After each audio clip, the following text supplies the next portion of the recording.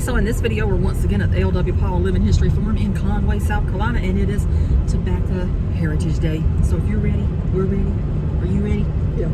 Alright, so let's go. We're at the farm in Conway, and it's the Tobacco Heritage Day, so that should be what you see next, as long as it doesn't pour down rain on us. I know you're excited. If it starts raining, I'm coming back. Yeah, Mama says, I'm not doing the rain. But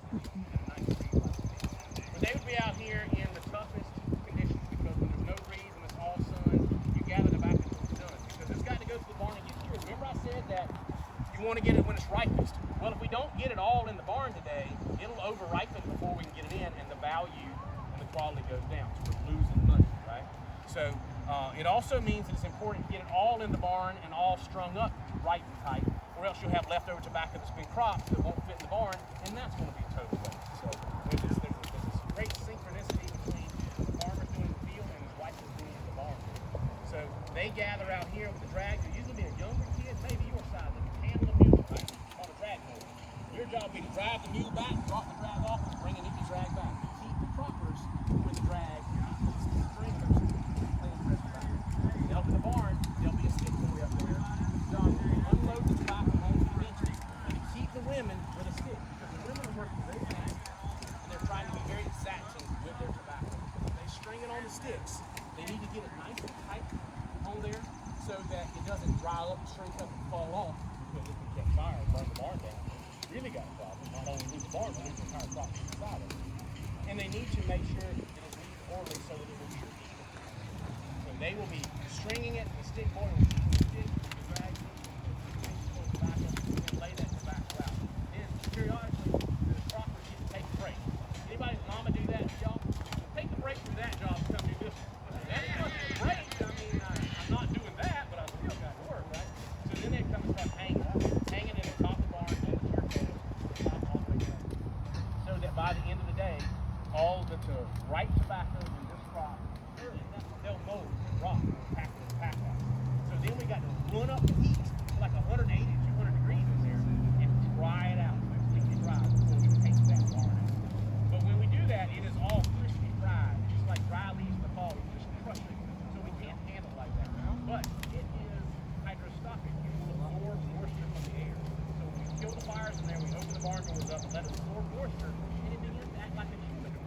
And it'll get leathery and pliable to the handle without breaking and shattering. We unload or take out that barn. This is all putting in, and we're doing taking out. We take it to the pack house. Well, the pack house isn't that where you kill hogs, cows, right? Yep. Not in South Carolina. The pack house is where you pack tobacco. Because it's got just the right level of humidity in it to be pliable. We take it, we stack it in there and pack it. We want to have a barn full, then we're just stripping everything. But those top leaves that are dark colored will not cure at a pretty color. Those very bottom leaves that have started turning brown on the bottom will always be brown, and they will not be pretty. But those midland ones there that have that really puffy look to them, that's starting to get a greenish hue or yellowish hue to the green veins that come in there, that's what we're looking for in ripeness. Almost a washed out yellow white, getting to the edge of whites. It'll start going to dry kind of brown. And again, that color is what the buyers look for. Any more questions about that? We'll talk about it all day. We'll talk about it all day.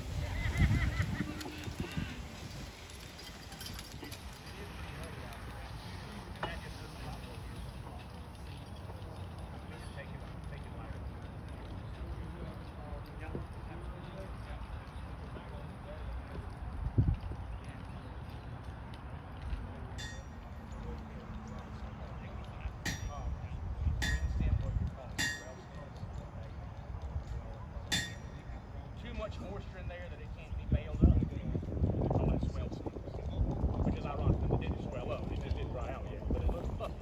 Yeah, and yes, that was a concern. That's why when you run that heat up, you're trying to dry.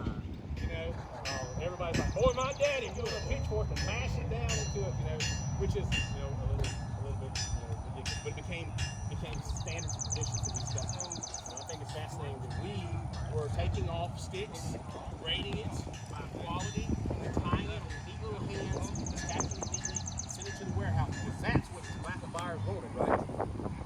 At the very same time, those very same tobacco buyers were going to Brunswick, Georgia, and buying loose tobacco.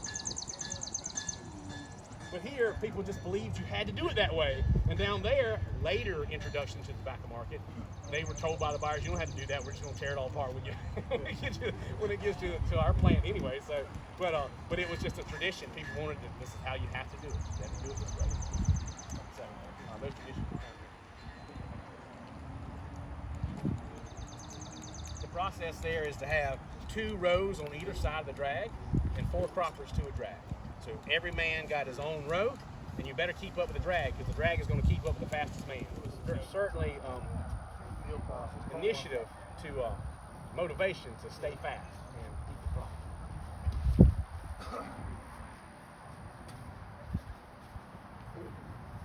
But it's pretty weak soft down here where we got all that rain. A little better on the higher side of the field over there. Looking nicer. You see how tall and pretty that tobacco is? Yeah, this is.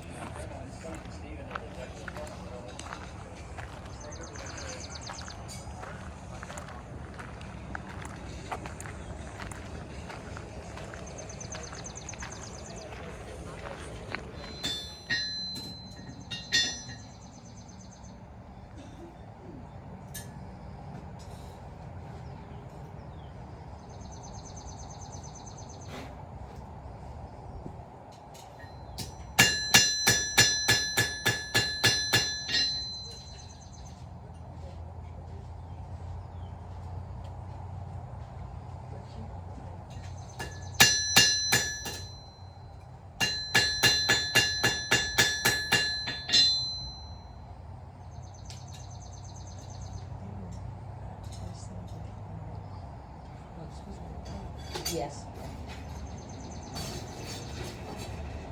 Right now, I'm just forging out a small little knife length, a little pull tang knife, and then size it down with a big piece of wrought iron. Use this I just need some thinner stock out of it. It's a little bit too big for what I normally use. So go ahead and forge it down so when I go to make other things out of it, I have less work to do when I get to that point. That's pre-planning.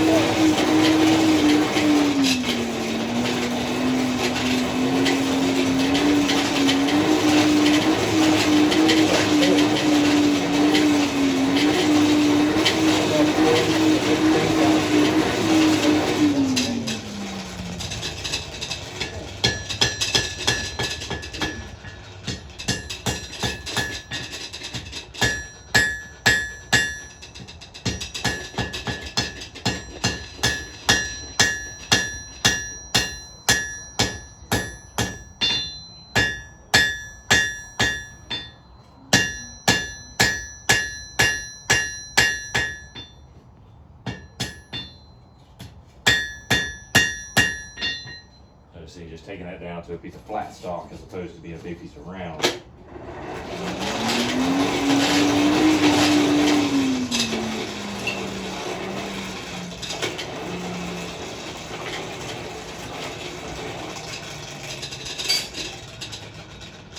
What are you using, coal or wood? Coal. Coal? Yeah. Okay. So fossil fuel coal. Where'd you get coal at? Down here, I mean, None of it would have come from there. okay. All of it.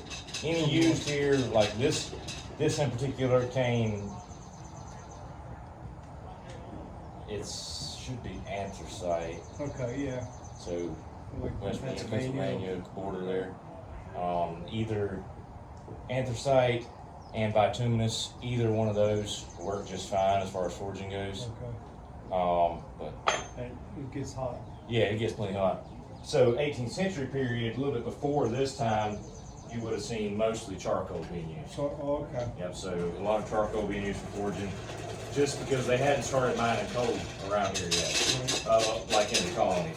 Earlier years, that's why they're using coal and stuff. Yeah, yes, that's why we're using coal. And this type of blower was more common in this period, as opposed to earlier you would have been using bellows. You know.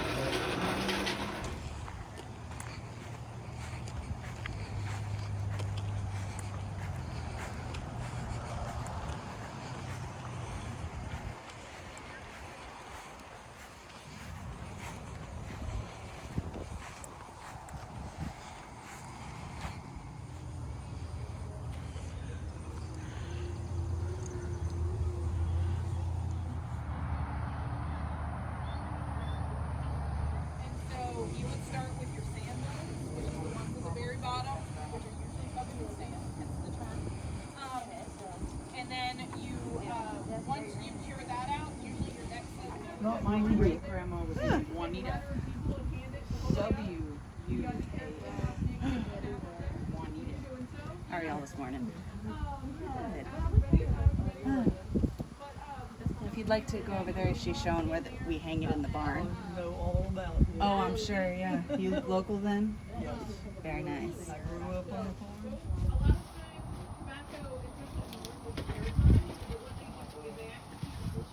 Straighten out my leaves, man. Hold a leaf up, hold a bunch up and look at it. Magic happens, you decided to make a really big fire to make up for it, and then the stuff cured faster. So that's your apocryphal story for it. But they figured out that adding a lot more heat to it made it. You can tell sometimes if it's not quite mature enough, it'll end up a little green or a little red or different things when you cure it. And like I said, we do. And your product can catch fire if there's an open flame right there, right?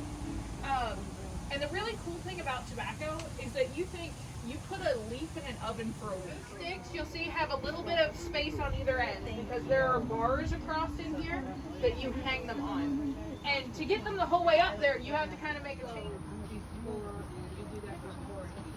Yes. Yes. It takes about a full week to cure it. And then I was telling them one of the processes at the end is to get it in order. And what that means is No, you're the expert here. I'm just not the first time I'm doing it.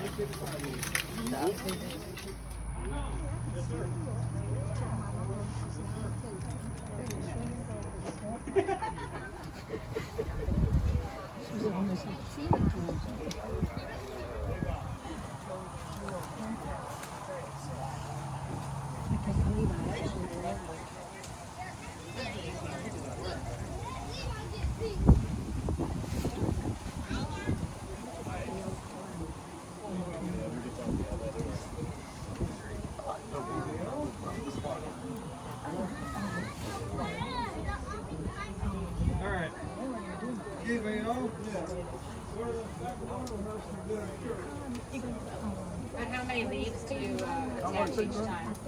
Each bunch gets about 3 unless you get some of the smaller ones. You're going more by size. I don't want to step in front of your camera. Folks, who wants some airflow? So it was not uncommon for them to have 500 to 2,000 acres. I know my son.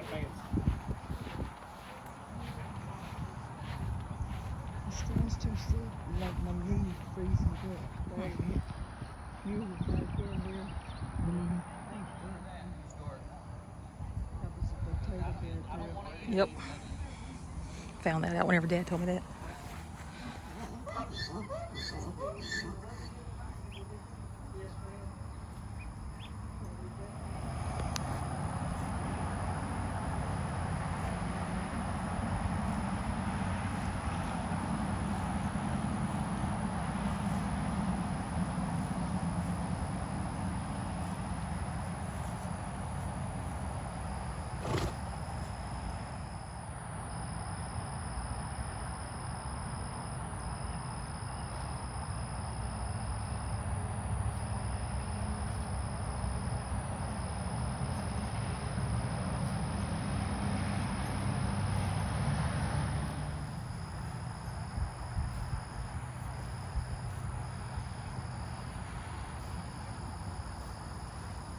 least it's not 116 in the shade today. I so know. It I'll was count my blessings. being so hot. And we have our 2 hogs. They're in there. It's hiding back there.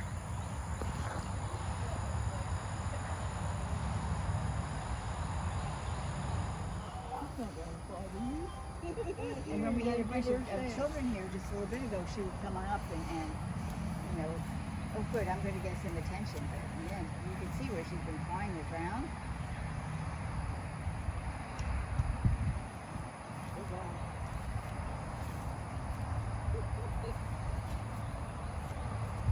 She's not a happy animal right now. I think they had both of them out last year whenever they were chopping their back, and one of them might have been hurt, got a little agitated from one of the women. There was the one employee where she was hooked up to a drag. Now, the thing is, you know,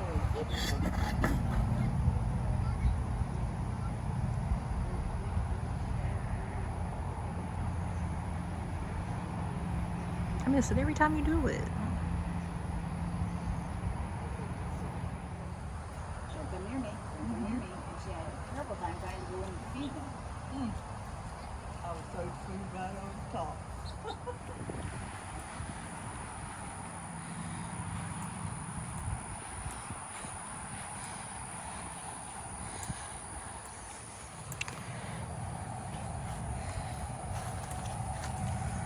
Oh, look how pretty you are.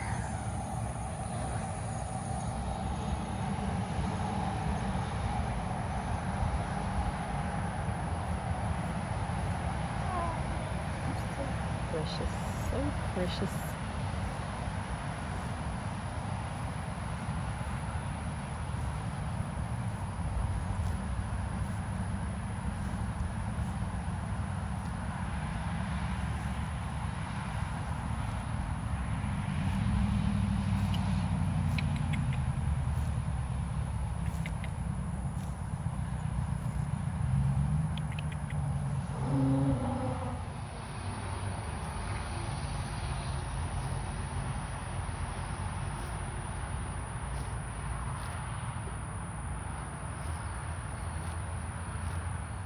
Couple goats. Yeah. And this and a cow. Mow that grass right on down. I think that's what people used years ago. They didn't have to look where she is eating. Mm-hmm.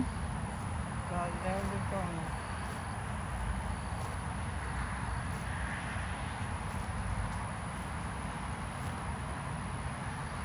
It's from town on that thing too.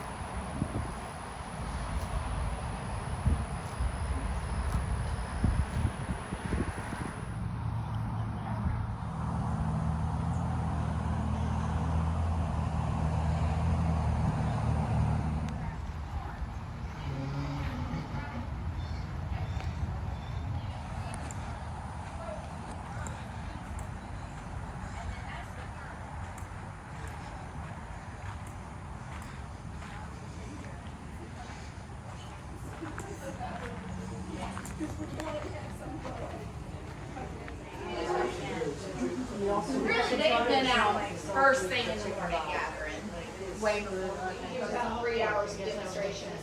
Yes, because the hog, so we got the salt pork that's in there. You can open it, sure. Goes outside, so we don't suffocate in here, but then the wood goes in here, and then down below, It's the ash. your not cast Well, at least you had that. Well, take roll for rain too. That's right, yeah.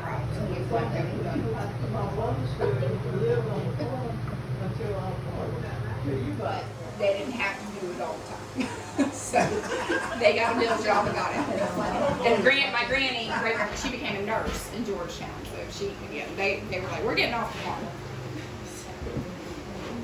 Something that would be good to feed a lot of the workers on a day like this when you're out cropping, and so a little bit goes to our money, they're good. I won't say there haven't been some in the past, but yeah. I had a neighbor who said, I'm gonna put that rooster on that roof. He keeps jumping on me. And he wouldn't. Get rid of him. I'm gonna let him learn that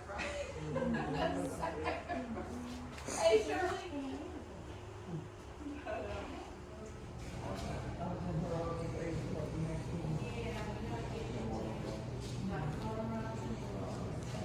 Vintage candy.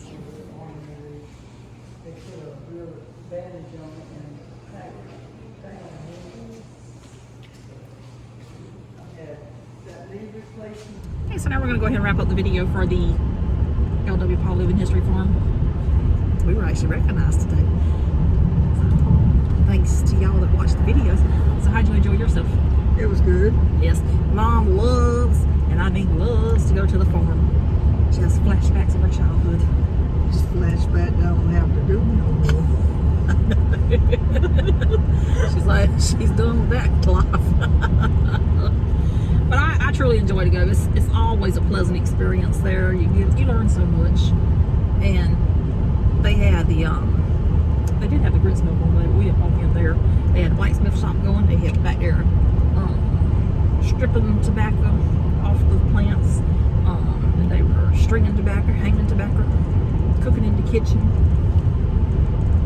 The mule was apparently jealous because the other mule was out and it wasn't.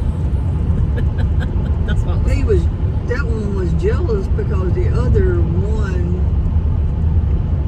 his person he works with, the person that works with him hand on, he did not take him.